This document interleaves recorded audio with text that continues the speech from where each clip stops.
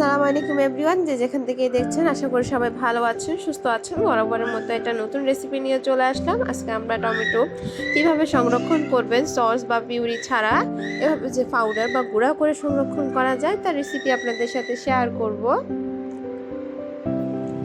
যা হচ্ছে আপনারা বিভিন্ন স্যুপ রান্না বা হচ্ছে চাউমিন, নুডলস রান্না, পাস্তা রান্না ব্যবহার করতে পারবেন অনায়াসে, এবং ডিপ ফ্রিজে বা নর্মাল ফ্রিজে সংরক্ষণ করতে পারবেন বছর জুড়ে।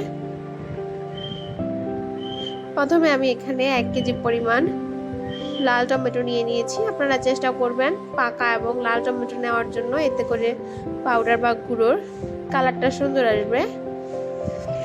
এরপরে আমি এখানে টমেটোর পানি বা হচ্ছে বিচিগুলো ফেলে দিব, শুধুমাত্র টমেটো থাকা মাংসটাকে ছিঁড়ে নিব।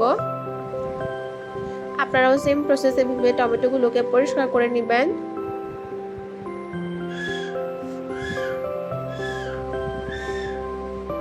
এরপরে আমি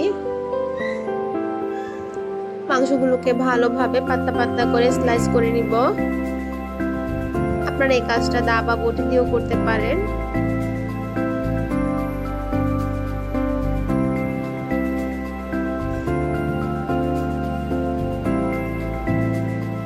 দেখতে পাচ্ছেন কতটুকু মোটা বা কতটুকু চিকন করে কেটে নিতে হবে। আমি যতটুকু সম্ভব অতটুকু পাতলা করে কেটে নিয়েছি। এরপরে হচ্ছে আমি এটাকে ছাদে শুকাতে দিব। আমার এটা শুকাতে 2-3 দিন সময় লেগেছে।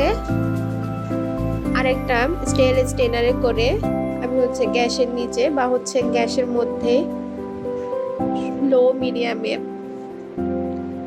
তাপ দিয়ে এরকম করে ভাজা ভাজা করে নেওয়া যাবে। একদম মচমচে হয়েছে, কোনো প্রকার পানি থাকা যাবে না। তারপরে ভালোভাবে ব্লেন্ডারে ব্লেন্ড করে নিব। আপনারা চাইলে পাটাও বেটে নিতে পারেন, তবে ব্লেন্ডারে ব্লেন্ড করে নিলে ভালোভাবে পাউডার বা গুঁড়ো হবে। আপনারা এটা বছর জুড়ে সুন্দরভাবে সংরক্ষণ করতে পারবেন। নর্মাল ফ্রিজে বা ডিপ ফ্রিজে রাখলেও এটা দলা পাকাবে না, পাউডারই থাকবে। যে কোনো রান্নায়, স্যুপ রান্নায়, নুডলস রান্নায় ব্যবহার করতে পারবেন।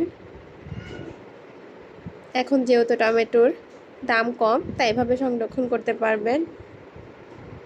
সবাই ভালো লাগলে আমার চ্যানেলটাকে সাবস্ক্রাইব করে দিয়ে যাবেন। আজকে এই পর্যন্ত, সবাই ভালো থাকবেন। আল্লাহ হাফেজ।